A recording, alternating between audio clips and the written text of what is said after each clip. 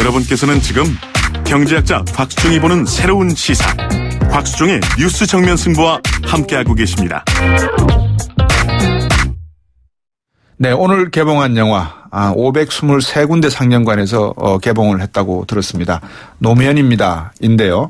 직접 영화를 만드신 이창재 감독님 그리고 김성수 평론가님 두 분과 함께 말씀 나누고 있습니다. 이 3부 마지막에 우리 김성수 평론가께서 이창재 감독님께 질문 같지 않은 질문. 네. 그러니까 평론을 해 주셨습니다. 그 말씀에 대해서 좀 답을 해 주시죠. 네, 상당히 좀 높은 그 분석을 해 주셨는데요. 네. 실제 저는 영화적으로 봤을 때 노무현 대통령이 저희들한테 슬픔의 어떤 아이콘처럼 돼 있는 것들을 좀 바꾸고 싶었던 게 예. 당신께서 2002년 민주당 경선을 배경으로 하고 있는데요. 네. 당시에 지지율 평균 2% 정도 받게 되지 않은, 그리고 당내 개파가 하나도 없는 네. 입장에서 단기 필마로 나왔는데 그 뒤에는 이제 시민들이 네. 힘을 합쳐갖고 예. 거의 불가능에 가까운 기적을 일으켜낸 희망에 대한 이야기거든요. 그래서 제가 이 영화를 제작에 들어갈 당시만 하더라도 헬조선이 아예 고착화돼서 그 말 자체가 필요 없을 만큼 암울한 시기였는데 네. 저는 그 아주 근과거 15년 전에 이런 우리가 시민이 주인된 사회가 있었고 그거는 우리 시민들이 각성하면 자기가 가지고 있는 슈퍼파워들을 끄집어낼 수 있다. 그런 취지에서 좀 그 이야기를 하고 싶었습니다. 예. 또 한편에서는 그 사이사이를 메꾸는 그 인터뷰들은 과연 어떤 사람이었길래 그렇게 시민들이 그 현실이 왜곡될 만큼 강한 참여를 했을까에 대한 사람에 대한 탐구를 그 인터뷰를 통해서 채워나가는 방식을 취했습니다. 예, 그러셨군요. 그 인터뷰 대상들은 어떻게 뭐 이렇게 선택하신 데 있어서 어떤 기준이 있으셨습니까? 예, 그게 상당히 좀 어려운데요. 네. 그 노무현 대통령이 이제 발자취 크다 보니까 그 인적으로 너무나 방대했는데 그걸 처음에는 이제 500명, 200명, 나중에는 이제 70명까지 줄여서 서로 나중에는 좀 크로스 체킹을 한다 할까요? 네네네. 근데 뭐 청와대에 뭐 450분이 계신다 하면 그 중에서 스킨십이 좀 강한 분이나 밀접하게 서로의 소통이 됐던 분 그런 식으로 좀 추려내 가는 식으로 그 작업이 좀 오랜 시간이 걸렸습니다. 예. 그 김성수 평론가님. 그 전에 노무현 전 대통령을 주인공으로 해서 제작된 영화가 몇 편 있었죠? 예, 뭐 그 영화로서는 이제 변호인 같은 영화가 대표적인 작품이고 또 광해 같은 영화도 역시 노무현의 얘기다 이런 얘기가 있었고, 뭐 충분히 그리고 그 지금 똑같은 다큐멘터리로 무현 두 도시 이야기라고 하는 작품이 있었는데 이 무현 두 도시 이야기는 노무현과 백무현 두 사람을 놓고 부산과 여수라고 하는 두를 놓고 그러니까 노무현 대통령이 가장 극복하고 싶어 했던 그래서 이루고 싶어 했던 100% 대한민국, 대통합의 대한민국을 양쪽 도시에서 과연 이 두 무현이라고 하는 사람이 어떻게 뚫고 나가는가 그 부분을 보여준 건데 사실은 그래서 어떻게 보면 노무현 대통령 그 자체에 몰두하고 싶어하는 사람한테는 또 갈증이 있었던 그렇지만 굉장히 유려한 문학적 서사를 갖고 있는 다큐멘터리가 무현 도도시 이야기였다면 이 노무현입니다는 그야말로 그 노무현이라고 하는 사람한테 집중하는 것처럼 보이지만 실제로는 실제 인간적인 노무현과 동시에 우리 마음속에 커져버린 그 노무현 둘을 다시 이제 비교를 하면서 이제 엮어나가는 그런 독특한 구성이라서 그런 측면에서 뭐 선택을 하면서 보실 수가 있을 것 같아요. 그런데 아마도 우리들한테 희망의 아이콘으로 노무현이라고 하는 전설이 계속 남아있기를 원하는 사람이라면 노무현입니다라고 하는 다큐멘터리를 선택하지 않을까 하는 생각이 들었습니다. 고맙습니다. 감독님, 제작 과정도 뭐 아까 말씀하셨던 500명 인터뷰부터 시작해서 상당히 좀 어려움도 있었을 것 같은데 뭐 제가 듣기로는 송강호 씨가 변호인에 나왔다가 거의 1년에 영화 한 편밖에 못 찍었고 그 변호인 영화를 했던 후원했던 C-땡 회사는 회장이 사직을 하는 그런 보이지 않는 압력도 받았고 블랙리스트라고 하죠. 그런데 그런데 여기서 하나 사실관계로 잡고 싶은 게 하시죠. 변호인을 제작했던 데가 NEW 뉴였어요. 뉴였습니까? CJ는 아니었고요. 그런데 이제 김기춘 비서실장이 잘 몰랐던 거죠. 거기다 광해까지 엎어져 왔고요. 그러니까 광해를 생각했던 거예요, 애초에. 광해는 CJ가 제작했던 영화가 많은데 근데 광해를 제작했던 애들이 지금 변호인까지 만들었어? 뭐 이렇게 된 거예요, 쉽게. 그렇군요. 그러니까 좀 자세히 꼼꼼하게 알아봤더라면 네. 그렇게 CJ가 힘들지 않을 수도 있었는데 이제 뉴라고 하는 데에서는 어쨌든 그렇죠. 예. 변호인이라고 하는 그 영화를 만들고 나서 또 네. 그거를 어떻게 보면은 또 정치적으로 좀 아마 보상하고 싶었던 모양인지 또 연평해전 뭐 이런 네. 영화를 갖다 만들기도 합니다. 그 과정도 사실 되게 좀 알려진 이야기로는 그렇게 좋지 않은 상황이었어요. 코미디죠. 사실. 어떤 상황입니까? 코미디 좀 말씀해 주세요. 변호인이라고 하는 영화를 만들었기 때문에 계속 투자가 잘 안 되는 거예요. 예. 망하죠 그러면. 예. 그러니까 뭐 뉴라고 하는 그 회사가 정말 엄청나게 갑자기 성장하면서 굉장히 탄탄한 그런 실력들을 보여줬는데도 불구하고 이제 여러 가지 어려움들을 겪게 되니까 결국 이제 아무도 제작을 안 하려고 꺼렸던 방공 영화 같은 것을 이렇게 하게 되는 그런 상황들이 만들어지기도 했다. 옛날 같으면 그 연평해전은 문화영화로 많은 학생들이 봤어야 되는 영화입니다. 문화영화 그러니까 아시네요, 두 분은. 네. 네. 감독님, 앞에서 이제 제가 질문 드리려고 했던 내용이 뭐냐면 4년 전에 기획했다가 아까 이제 말씀하신 대로 뭐 좀 시대가 시대인 만큼 엎었다는 표현이 맞습니까? 덮었다 이런 것도 있으셨죠? 사실 저희가 4년 전에 기획하고 저도 영화를 한 4편째라서 좀 잘 아는 투자자도 있고 또 그럼요. 꺼려하겠죠. 근데 만나서 이야기를 했을 때 제가 들었던 제일 좀 우스운 이야기가 제가 앞에서 만든 영화들이 좀 만만치 않은 영화들이었습니다. 어떤 겁니까?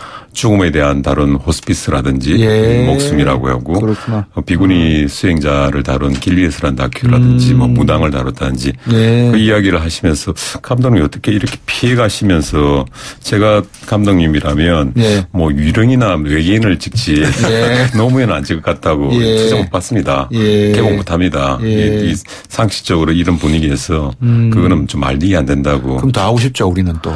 예, 그래서 좀 환경 그런 거 없이 제작비도 없이 한번 시작해보려 했는데 제일 좀 묶였던 부분들이 개봉관을 잡기가 어렵다는 게 제가 같이 일을 했던 시땡 회사에서도 참 감독님 어렵습니다. 이거는 이렇게 이야기를 하시길래 좀 대통령님 영화를 만드는데 불구하고 개봉 못한다는 게 되게 예의가 아니다 싶어서 지웠었고 그 이후에 또 작년 총선이 끝나면서 총선에서 좀 국면이 바뀌지 않습니까? 네네. 그때가 다시 시작된 시점이었습니다.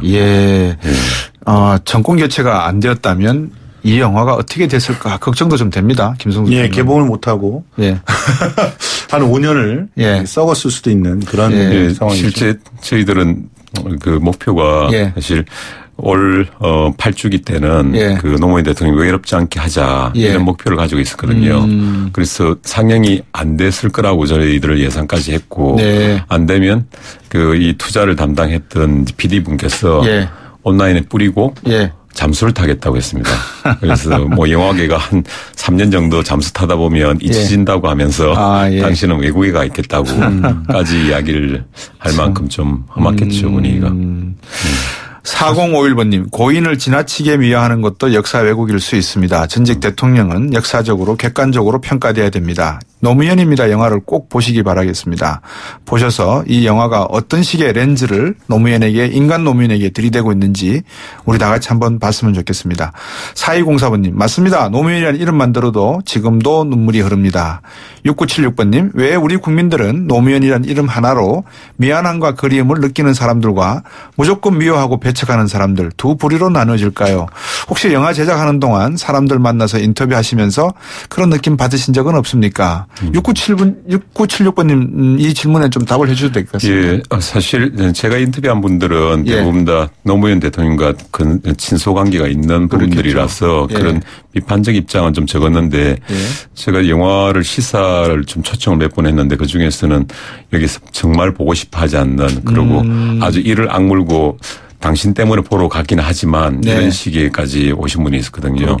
그 중에 한 분이 이제 길게 메일을 보내주셨어요. 아주 가까운 분인데 소위 주류에 계신 분이에요. 그분께서 사실은 노무현 대통령에 대해서 대통령 참여정부의 공과에 대해서는 나는 당신과 입장이 다르다. 그런데 인간 노무현에 대해서는 내가 좀 잘못 알고 있었다. 그 부분에 대해서는 내가 이 영화를 통해서 시각이 바뀌었다. 앞으로 나하고 논쟁을 하고 싶다면 공과에 대해서는 이야기할 수 있다. 하지만 그 사람은 참 훌륭한 사람 같다. 예. 이걸 장문으로 보내주셨어요. 예. 저한테는 최고의 찬사였던 게 우리가 좋아하는 분이 다시 좋아한다. 더 좋아하는 것들도 좋아하겠지만 중요하겠지만 또 이 노무현에 대해서 그냥 피부로 마치 아이돌 그룹을 보는데 나는 저 사람 싫어 끄는 것처럼 그런 태도는 아니었으면 좋겠다 싶은 게 그 노무현 인간 노무현을 위한 하나의 척도로서는 나쁘지 않고 보였을 때 분명히 노무현 대통령이 오해했던 부분들은 풀릴 거라고 생각이 됩니다. 사실은 우리 이창재 감독님이 참 어려운 영화만 찍어왔던 분이라서 제가 특히 감동적이었던 기류의소라고 하는 작품이었는데요. 그것도 그 비구니 스님들을 카메라에 담기 위해서 고생 정말 많이 하셨던 걸로 알고 있습니다. 특히 그 비구니 스님들은 촬영을 하는데 허락을 특별히 해 주셔야 되는데 그걸 안 해 주셔가지고 굉장히 고생들을 많이 했던 걸로 알고 있는데요. 근데 이렇게 그 작업을 하시는 분이기 때문에 누구를 미화시키기 위해서 작품을 만들지는 않았을 거라고 감히 제가 그 보증을 해드리고 싶어요. 저도 아직 영화는 보지 않았지만 이전의 전작들을 보면은 감독이 어떤 이야기를 거기서 뽑아내고 싶어하는가가 보이거든요. 이창재 감독님의 선택은 노무현의 승리 그 자체가 아니라 이렇게 인간적인 매력을 갖고 있었던 사람을 어떻게 그 정점으로 해서 국민들이 승리했는가 그것을 이제 그 확인하고 싶어 하는 거거든요. 그러면 그것이 희망이 될 수가 있기 때문에 그렇죠. 노무현은 이제 우리 주변에 없지만 그런데 그 승리의 길들은 우리가 그 기억을 하고 그 공식들을 또 가슴에 담을 수 있고 그리고 그 의미를 아이콘으로 삼고 있으면 지금처럼 뭐랄까 실패, 죄책감, 회한 이런 것들이 오히려 지금 어떻게 보면은 쉽게 말해서 문재인 지지자들을 문바라고 만들고 이런 식의 어떤 서로 공격하고 이런 문화들이 어디서 나왔냐면 그 사실은 노무현 대통령의 안타까운 죽음에서 나왔거든요. 그러니까 단지 실패했다라고 하는 데서 끝났으면 그런 아픔들까지 안 갔을 텐데 오히려 이 영화를 통해서 실패나 어떤 좌절을 보는 게 아니라 어떤 승리의 공식들을 갖다가 볼 수 있었으면 그런 생각들을 갖다 좀 해봤습니다. 아까 이창재 감독님이 시작할 때 우리가 노무현입니다. 국민이 노무현입니다. 그런 말씀을 하셨는데 지금 우리 이제 김성수 평론가가 하신 말씀이 이창재 감독님이 이 렌즈를 노무현이라는 사람에게 들이댔을 때는 그게 인간 노무현이 아니고 3,000년, 5,000년 역사 속에 우리가 살아온 실패와 외침과 모든 역경을 질곡을 다 뿌리치면서 극복하면서 살아온 대한민국 국민에게 던지는 메시지다 이런 말씀을 지금 하셔서 과연 그게 맞는 건지 또 한번 여쭤보고 싶어요. 저로서는 엄청난 찬사인데요. 시사회를 계속 다니고 있으니까 보면 젊은 분들이 반이거든요. 그래서 시사회 질문을 받아보면 저는 그때 초등학생이었어요. 아니면 중학생이었어요. 그런데 그 왜 보러 왔냐고 보니까 그냥 재밌다길래 왔습니다 하고 반응이 달라진 부분들은 저런 분이 가까이 계셨네요. 바로 앞에 계셨군요. 그리고 엄청난 용기를 받습니다. 이런 게 있는데 근데 제가 제일 의아했던 부분들은 그분들이 왜 우시지? 이런 부분이었거든요. 그래서 이야기를 나누다 보니까 자기가 보인 것 같아요.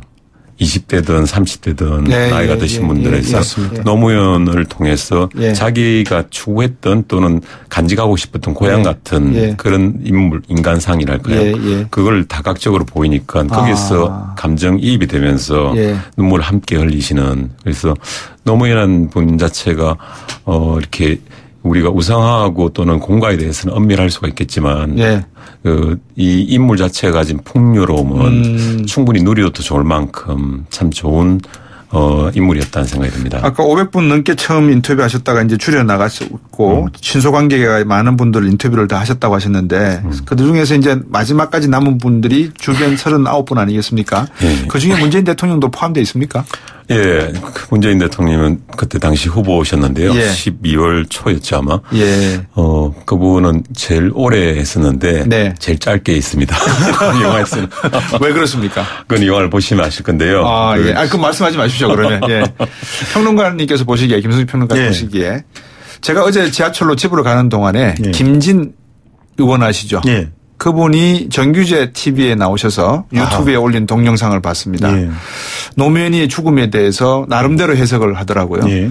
아주 그 정치적이고 사실적인 이야기만 하더라고요. 예. 많은 국민들이 그분에 대해서 느끼고 있는 어떤 방금 이창재 감독님이 보는 그런 렌즈가 아니라 상당히 정치적이고 계산적인 예. 내용으로 들여다봤는데 주변 참모들의 이야기를 많이 해요. 예.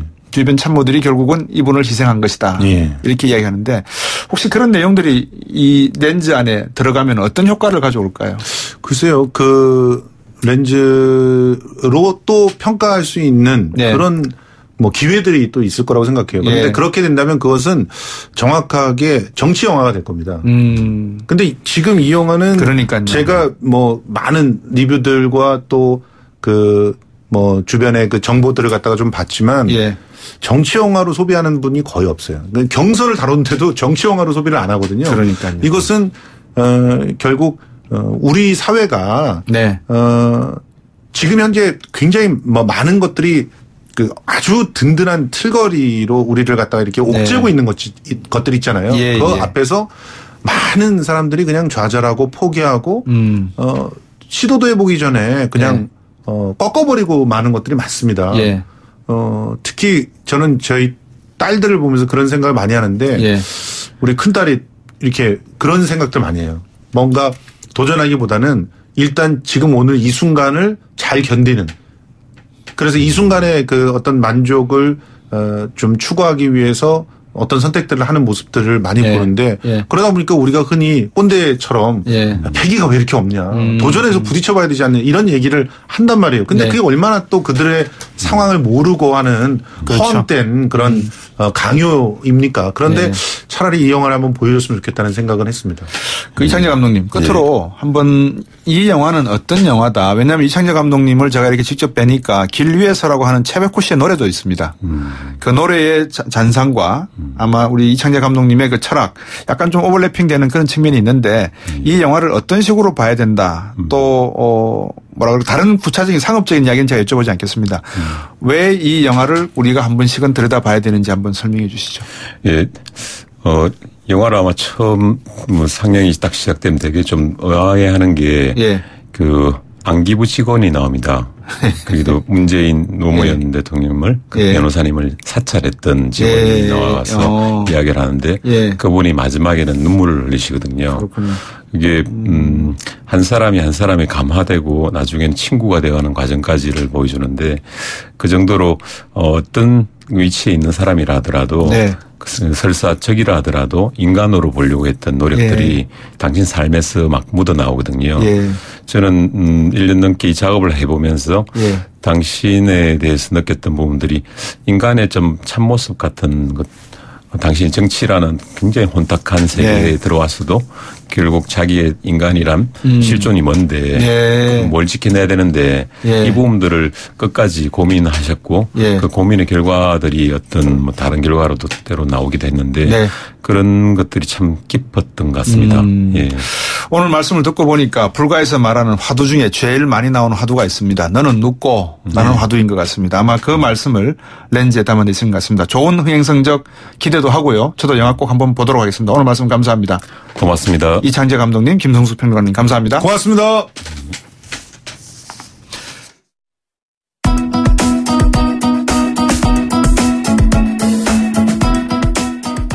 네, 곽수정이었습니다. 오늘 두 분과 말씀 나누는 동안 어느덧 시간이 다 됐습니다. 내일 또 뵙겠습니다. 고맙습니다.